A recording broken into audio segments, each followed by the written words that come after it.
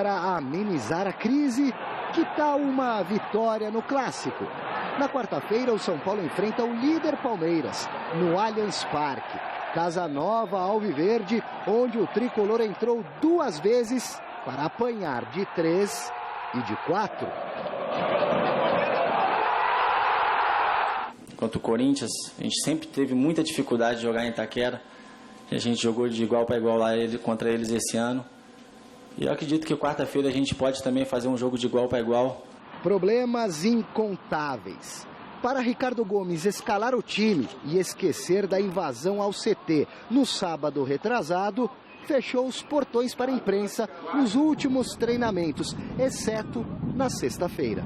Se a gente ficar falando de invasão durante na segunda, na terça, na quarta, você perde o foco. E foco, eu preciso do foco para melhorar o time. O treinador, que apresenta sequelas do AVC que sofreu, com certa dificuldade de locomoção e na fala, não é café com leite neste processo de pura pressão. Eu tive um acidente grave, mas nenhum problema, nenhuma contraindicação. Falei isso na primeira conferência aqui. Um dos líderes do elenco acredita na reação da equipe. No momento que a gente está vivendo hoje, qualquer jogo é uma oportunidade para voltar a dar confiança para a equipe. Claro que um clássico, muito mais. Se a coisa tá feia em campo, fora dele então. Consertar o portão do CT quebrado na invasão é fichinha. Crise técnica aliada à crise política conturba ainda mais o ambiente. Oportunistas mostram as garras, invadem, ameaçam, provocam terror. Causa própria ou a serviço de terceiros? A torcida do São Paulo são milhões e milhões, né? Aqui, se tiveram 1000, eu acho que foram muitos. Então, não posso generalizar uma torcida do São Paulo inteira por alguns que vieram protestar aqui e fizeram aquilo que, na minha opinião, foi lamentável. A atual diretoria se defende e promete proteger os funcionários, apesar de ser pilhada pela oposição. Eu não tenho dúvida que tem gente que não pactua com a nossa diretoria, não concorda com a nossa diretoria e que usa os meios. Eu critico quando não usa meios legítimos e fica tratando com bandido, né? Isso é muito ruim, tanto que vocês viram aí tudo o que aconteceu. Inclusive não é só conselheiro, diretor, ator aí também e tudo mais, que vocês sabem que está em rede e tudo mais, né? Quem manda hoje garante. Rompeu com aqueles que já foram parceiros. Não tem volta. Qual é a nossa relação com a torcida? Igual a do sócio torcedor, a do sócio comum que paga ingresso. Se sujeitar, modo de dizer, se for aos estádios como deve ir, serão bem-vindos, serão bem recebidos. Não temos relação nenhuma mais. Senhoras e senhores, o São Paulo Futebol Clube versão 2016. Depois da Libertadores, está balançando interna e externamente. Cuidado, hein? Para não cair de vez. Tem alguma solução isso aí? Tem, a solução tem. E eles sabem qual a solução, porque são pessoas inteligentes. Vai ver o nível de cultural, social, educacional. São pessoas inteligentes, bem formadas, vencedores na vida pessoal, profissional, empresarial. Então eles sabem a solução. Aí é por questão de ego, disputa de ego, de cargos, de vaidade, aquele que sobressai um pouquinho mais atrapalha. É um grupo que está mantendo a hegemonia do comando, viciado, com deficiência administrativa, de caráter, de moral, sempre envolvidos com assuntos negativos, como foi o afastamento do presidente do grupo, substituído por gente do grupo, viúvos ou herdeiros de quem era do grupo. Então é um momento, é um ciclo vicioso, ruim, negativo, que vai acabar. Acabar como? Tem que surgir uma liderança positiva, uma liderança agradável, com moral, limpo. E aí permitir o crescimento de uma liderança que pode suceder esse momento, às vezes não tem. Então vai ter que descobrir gente no próprio grupo ou dissidente do grupo. Então vai demorar um tempo. qual a primeira receita seria? Que dentro do campo tivesse resultados positivos. Tendo resultado positivo no futebol, ameniza a crise administrativa, a insatisfação do torcedor, a bandidagem de quem é bandido, né? Que é usado pelo próprio comando. A omissão ficou bem clara, que houve a omissão para facilitar a pressão. Então, são erros que estão acontecendo e que vai demorar um pouco para deixar de acontecer. Eles que estão lá, eles sabem o caminho, eles sabem como resolver. Precisa ter vontade de resolver e união para resolver. Vanderlei Nogueira, para você, o São Paulo corre risco de rebaixamento? Não, eu acho que não corre e acho que só os jogadores, nós já falamos isso no programa passado, né? Eu falei isso, só os jogadores podem resolver o problema. Jogadores e o técnico, evidentemente a comissão técnica do São Paulo. Porque essas dificuldades abordadas aqui, não dá para esperar. Até surgir, por exemplo, a Madre Teresa de Calcutá, Gandhi, para ser presidente do São Paulo, não vai dar para esperar. A situação é emergencial. Então, os jogadores têm que resolver o problema dentro do campo. E tem oportunidade. O futebol é um negócio espetacular, porque o clássico do meio de semana permite isso. É uma grande chance. A chance é de tomar um cacete, porque não é o favorito, óbvio. Mas o futebol, os dois jogaram aqui, Vampeta e Zé Sérgio.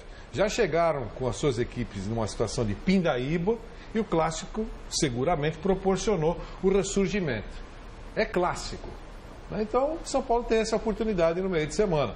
E no final de semana, vai ter dentro de casa, às 11 da manhã, o Figueirense.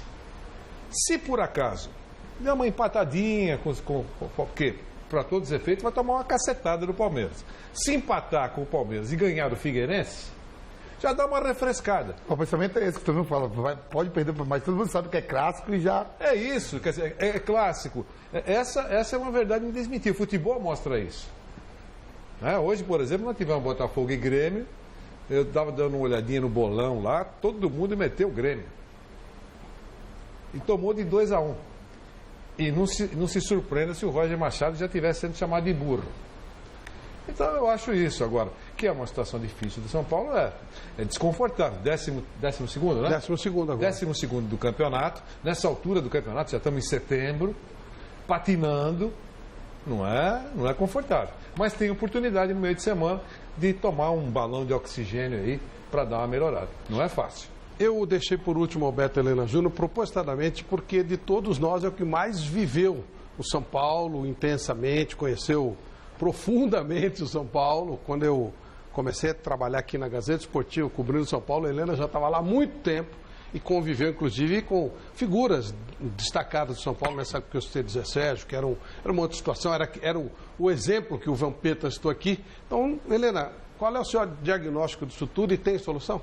Bom, eu já disse algumas vezes, o São Paulo entrou num funil a partir da eleição do Juvenal Juvencio. O mesmo grupo está sucedendo, tudo que o pessoal disse aqui está perfeito, principalmente o que disse o Godoy, com uma diferença, eu discordo que eles têm competência, eu acho que eles não têm. Além da vaidade, do egoísmo, do ego exacerbado, é falta de competência mesmo. Porque eu já vi muito cara competente, que é vaidoso, que é metido ao imperador, não sei o quê, e fazer as coisas direito, né? O São Paulo, eu acho que, eu já usei essa imagem, o São Paulo no tempo em que era aquele time, aquele clube que o Vampeta estava dizendo que era organizado, que não tinha bagunça, que era vencedor dentro do campo e um modelo de administração fora do campo, naquele São Paulo prevalecia um dístico. Nós não somos melhores nem piores do que ninguém. Somos apenas diferentes. Com este conceito, São Paulo cresceu, se desenvolveu e manteve um padrão altíssimo de qualidade, tanto no campo quanto fora do campo.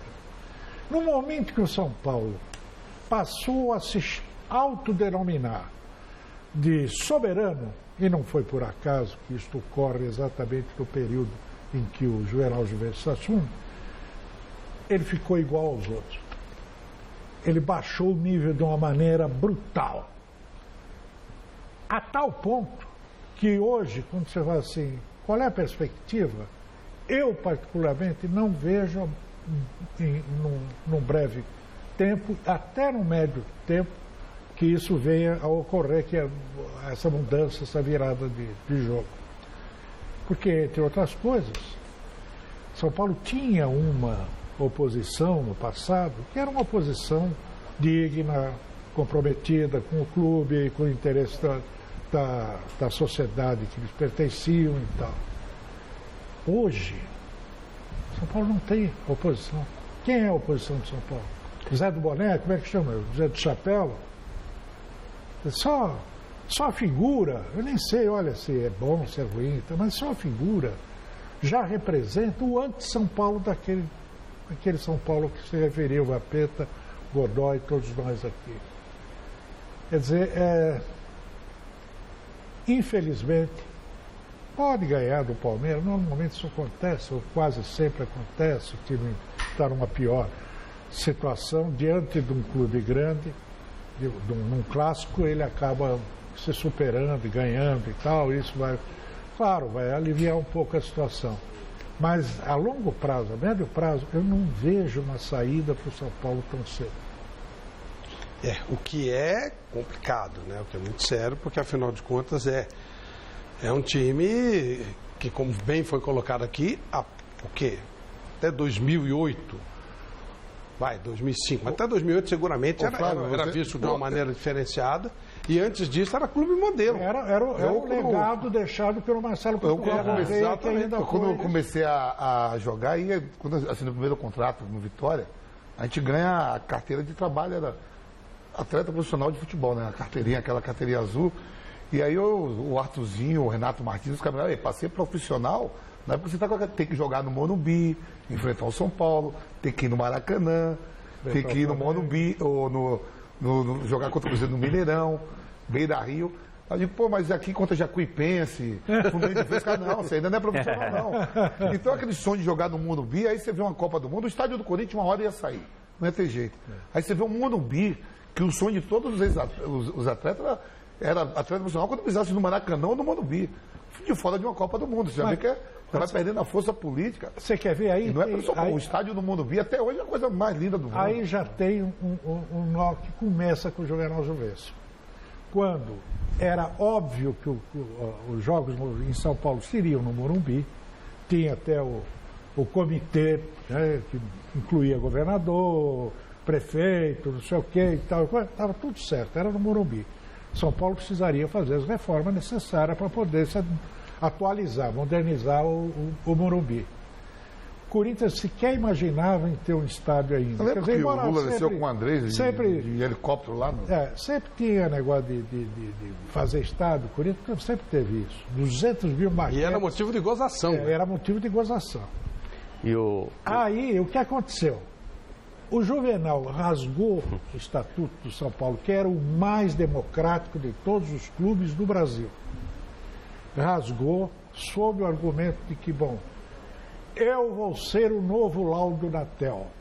Eu vou reconstruir o Morumbi e, para isso, eu preciso ter um mandato redobrado e tal. E já de cara, com o negócio de soberano na cabeça, já encrencou com o Corinthians, que era o maior freguês, o maior cliente do Morumbi. Perdeu um monte de dinheiro. Lá, né? Exatamente, ganhava muito. Os clássicos saíram de lá, né? Tudo. Encrencou com o Corinthians, encrencou com o Palmeiras, encrencou com... E perdeu. O Morumbi deixou de... E não conseguiu... Conseguiu brigar, inclusive com o CBF, com todo mundo. Perdeu a possibilidade, foi aí que o Andrés percebeu que ele tinha condição de fazer o estádio, que o Lula apoiava, não sei o que e tal. Ele foi lá e meteu as caras e fez o estádio. E o São Paulo ficou com o mico na mão. E aí o Palmeiras também tem esse estádio maravilhoso, e o São Paulo, que sempre teve o melhor estádio do estado, hoje tem o terceiro da cidade. Exatamente. Né? Zé, o que você ia falar? Então, eu concordo com os dois aí. O último sucesso que o São Paulo teve foi com o Marcelo Portugal Gouveia, né? Foi tricampeão mundial. E foi na época que eu voltei para Cotia, né? Que eu voltei para São Paulo na base do São Paulo. E eu costumo falar que lá atrás, na minha época, o Corinthians tinha um dono, que era o Dualib. O Palmeiras, o Mustafa. Né? E o São Paulo não tinha dono. Tinha dono. Né? Ele era o cara que comandava ali o São Paulo. 2 anos. Exatamente. Se trabalhasse bem, seria reeleito por mais 2 anos e morreu. Não, e tinha uma situação forte e uma oposição forte. Exatamente. Né? E mudava isso constantemente. E continuava a mesma coisa. Aí veio o Juvenal, veio o dono do São Paulo. Né? Ele se fez dono do São Paulo, Juvenal. Eu trabalhei com ele, sei que... Inclusive fui vítima do Juvenal Juvencio, né?